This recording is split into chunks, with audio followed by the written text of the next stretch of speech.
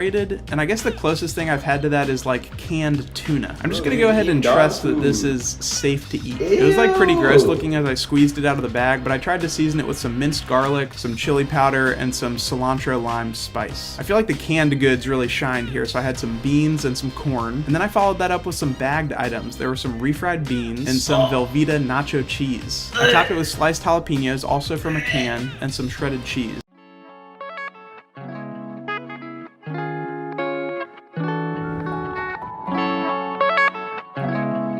So, yeah, man, it's 2023 and people are nasty as hell. If you're actually getting a meal from Dollar Tree, it's 2023 now, all right? We're in November. December is this Friday.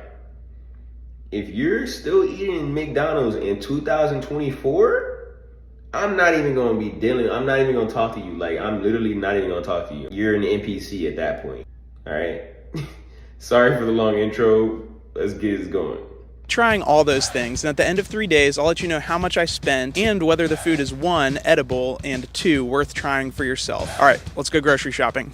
I had scoped out the inventory at the Dollar Tree a few days beforehand, so I had a rough idea of some ingredients I could throw together for some meals. As a lot of you know, the Dollar Tree famously increased their $1 price point to $1.25 in 2022. And they also introduced a $3 and $4 and $5 price point for certain items. Skipped right over $2 apparently. But I want to say up front, for the most part, I stuck to the $1.25 items. The only exceptions were the salmon, the shrimp, and the ribeye that I bought. All right, for my very first meal, I got to work making some biscuits. Unfortunately, I found a mix that was like a just add milk situation. At first, I didn't think they had milk because there wasn't any in the refrigerated section, but I found some on this regular shelf. I guess it's cool to just not refrigerate milk. I don't know. As I was mixing the batter, the consistency was a lot soupier than I had hoped, so they didn't really maintain their shape. They kind of looked more like cookies than biscuits. That cooking spray, by the way, also from the Dollar Tree. I also started to pre-soak these hash browns. The instructions call for cooking oil, which the Dollar Tree did not have as far as I could tell, so I was just gonna use margarine instead. Figured I'd see how it goes. The bacon looked surprisingly normal, like it was 4 pretty thick strips for $1.25. The biscuits finished baking and were pretty mound looking as I suspected.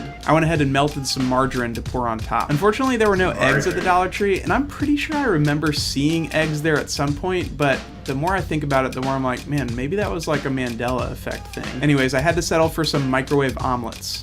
I topped everything off with a little salt, pepper, and some Texas Pete, and there we go, a full breakfast. I'd rate this meal a 7.5 out of 10. I mean, it was pretty good. I would have loved to make my own eggs, but these weren't bad. I described the biscuits as good, not great, and I'm sure the hash browns would have tasted better if I had used oil instead of margarine. But the bacon was the star of the show.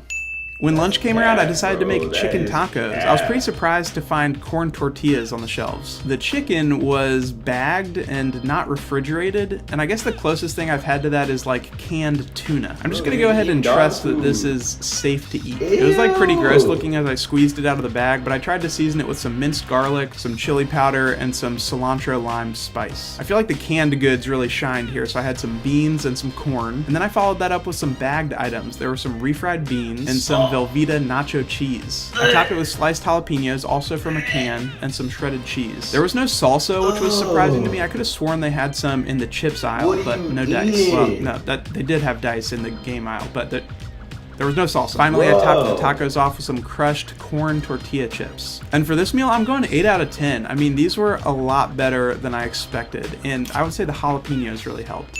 For dinner, I went ahead and got started on some chocolate cake batter that I was going to use to make some cupcakes. The only issue is that there were 2 key ingredients that were missing: eggs and oil. I have some friends that work in the food service industry, and they've mentioned that for people with allergies, you can sub eggs with unsweetened applesauce. So fortunately, Dollar Tree does have applesauce. And then for the oil, I decided to try to sub margarine. Internet said that should be fine. I also got some icing with Oreo crumbles to top the cupcakes off once they were done. Once those were in the oven, I got started on the main course, which was going to be jambalaya. Got this big old sausage link from the refrigerated section, as well as some diced tomatoes, some Cajun seasoning, some chicken broth, and a little bit of hot sauce. Now, most jambalaya recipes call for additional ingredients like celery, for example, but I had to make do with what I had. I also broke out the shrimp for this meal, so I thawed it and then peeled it, and then started cooking it. The seafood in particular made me nervous. I don't know why, but I'm skeptical. Finally, I microwaved some bagged rice. And you guys, the sauce was actually looking and smelling amazing. The cupcakes also finished baking around that time. All right, and much to my surprise, the jambalaya actually turned out so well. I think I overdid it on the seasoning because it was actually kind of spicy. And the shrimp, against all odds, was pretty good. The sausage, on the other hand, was not good. It kind of tasted like a big giant hot dog. But overall, I'd give this meal a 9 out of 10.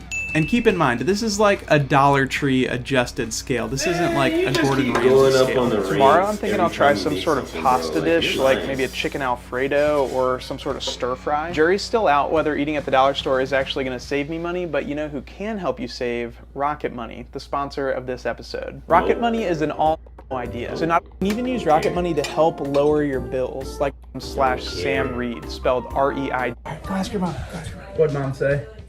No. She said no, okay. And then I dug in. I'm guessing this has to do with the ingredient swap, but they were super crumbly and stuck to the paper cups big time. They tasted great, they were just kind of hard to eat. I'd go 8 out of 10. All right, the next morning for breakfast, I got to work on some blueberry muffins, and thankfully that was a just add water situation. I decided to pour the batter straight into the pan this time instead of using the paper cups to hopefully avoid the sticky situation from the cupcakes the night before. I'd bought this bag of frozen fruit labeled smoothie starter, and it just said to add your favorite liquid, like milk or orange juice or whatever. I tried going with some almond milk, one, because I was honestly really surprised that they had alternative milks, and two, turns out I'm soft and my stomach doesn't handle dairy as well as it used to. And despite what it looks like from my novice technique here, I have in fact used a blender before. But I'll just cut straight to the chase. The smoothie was pretty bad. Like, I guess just bland. I think it could have used way more strawberries and bananas and less spinach and whatever else was in there. But silver lining, I was thankful to work some fruit into my meal plan. The muffins saved the meal though, and were actually pretty good. So overall, 7 out of 10.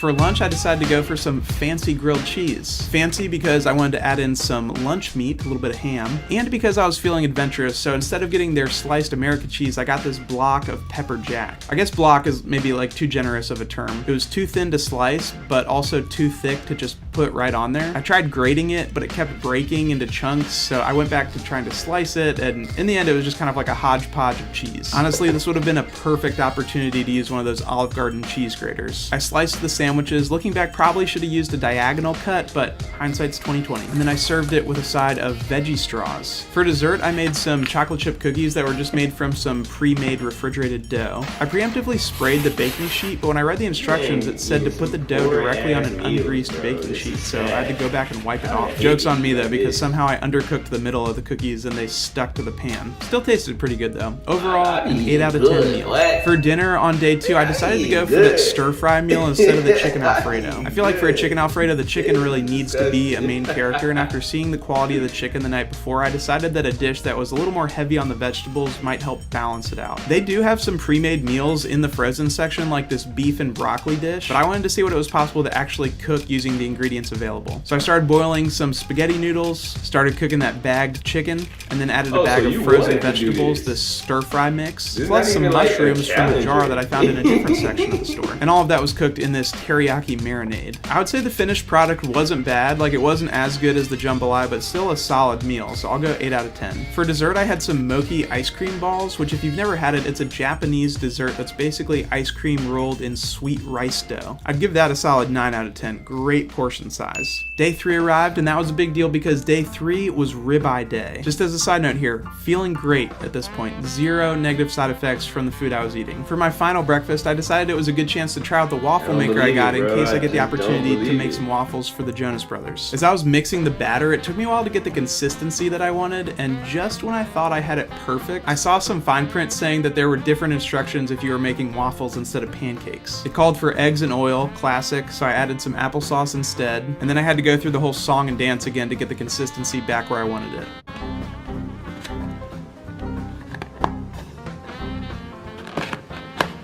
I was nervous about messing the waffles up, but I think I did a pretty good job. The sausage was just microwave sausage, and the orange juice was like a Donald Duck brand, but it looks pretty fancy once you put it in a mason jar. I topped the waffles off with margarine and syrup, and they were delicious. I would say maybe not as crispy as waffles should be, they were just kind of floppy, but still super tasty. Sausage was decent, orange juice was great. This was a 9 out of 10 breakfast. For lunch, I decided to cook up some salmon. People kept asking me if I trusted salmon from the dollar store, and I think the answer is like, I don't know. I mean, I think it should be fine, right? I made a garlic lemon butter sauce to cook the salmon in and seasoned it with salt and pepper. And while I was cooking that, I microwaved some frozen asparagus. And you guys, honestly pretty solid. The lemon butter glaze helped a ton. It's pretty good. Asparagus was pretty solid as well. I'd give that meal an 8.5 out of 10. And for dessert, I had a little ice cream sundae. This man has the palate of a 98-year-old man, bro. There's no way this is good. No way, absolutely no friggin' way. Like, I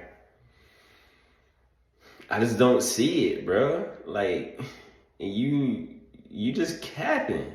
Opened it, they had one of those like flat wooden spoons. And I immediately tossed it to the side because I had a real spoon, so it was almost laughable that I would use that. Joke's on me though, because on closer inspection, you actually needed that spoon to open this second layer of paper to get to the ice cream. Ice cream, I'd say 9 out of 10. Wooden spoon, 0 out of 10. All right, y'all, and for my final meal, it was time for banquet night. For night 3, I was having ribeye steak, mashed potatoes, and green beans. The steak was 5.5 ounces, and I'm pretty sure it was in the $3 section, but you just get the one steak as opposed to the salmon where you get 3 of them in there. I decided to break out the cast iron skillet for this one. As a disclaimer here, I am not a cast iron skillet aficionado, so I'm sure there are things people would do differently. All I ask is that there are no debates about how to clean a cast iron skillet in the comments section. Once again, no oil here, so I resorted to margarine and garlic. I used some steak seasoning that I picked up from the Dollar Tree. So this one was a little tricky for me, so I wanted to leave it tender and cook it medium rare, but I also wanted to make sure it reached a safe internal temperature, especially because I feel like I kind of rushed the thawing process. My meat thermometer also didn't really seem to be working, but I'm sure it'll be fine though. Like, what could go wrong? I always do this, but I ended up filling my kitchen with smoke as I cooked the steak. The mashed potatoes were a mix that just required boiling water, so I assembled those and then microwaved the green beans. I topped the steak and the mashed potatoes with margarine for good measure, and then I also added some crispy onions to the mashed potatoes because I thought it would look fancy. All right, the moment of truth. I cut into it and it looked like a pretty good color, like not too overcooked. When I tasted it, I realized that it was pretty over-seasoned, and looking back, I do remember something on the package about it being pre-seasoned, so I probably didn't need to season it a second time. It had a pretty peppery taste. Anyways, I'm not gonna sit here and say that you could serve this thing in an Outback Steakhouse. I think that would be offensive to my Australian viewers, but I definitely couldn't believe that I'd gotten this thing from the Dollar Tree. The tenderness was good, but not great. Like, there was a fair amount of grizzle on one side that I couldn't chew through, but it wasn't enough to ruin the experience. Overall, I'd give this meal an 8.5 out of 10. And again, before you get mad, this is a Dollar Tree adjusted scale, not like a Michelin star rating. The mashed potatoes were delightful, and the crispy onions did end up being a nice touch. Green beans I probably should have seasoned. And to cap off my 72-hour experiment, I had a few scoops of cookies and cream ice cream. Fairly freezer burnt, but by the end of the bowl, it had gotten pretty melted and smooth. All right, after 3 days and 9 meals from the Dollar Tree, I spent a total of $96.96. If you want my take on it, I feel like I ate like a king. It came out to be just under $11 a meal, and that's actually a lot more than my normal grocery budget. On the other hand, I do have plenty of leftovers and ingredients that I can continue using, and you can spend way over $100 on a really fancy dinner for 2 at a nice restaurant. If you want to try any of these foods, I'd say shrimp, salmon, go for it. Steak, it won't kill you, but you also won't be missing out if you don't have it. All right, that's it for this episode. Let me know in the comments where... I'm sorry, whatever your name is, Sam Reed. Yeah, bro, you're disgusting. You're going to jail just for being nasty.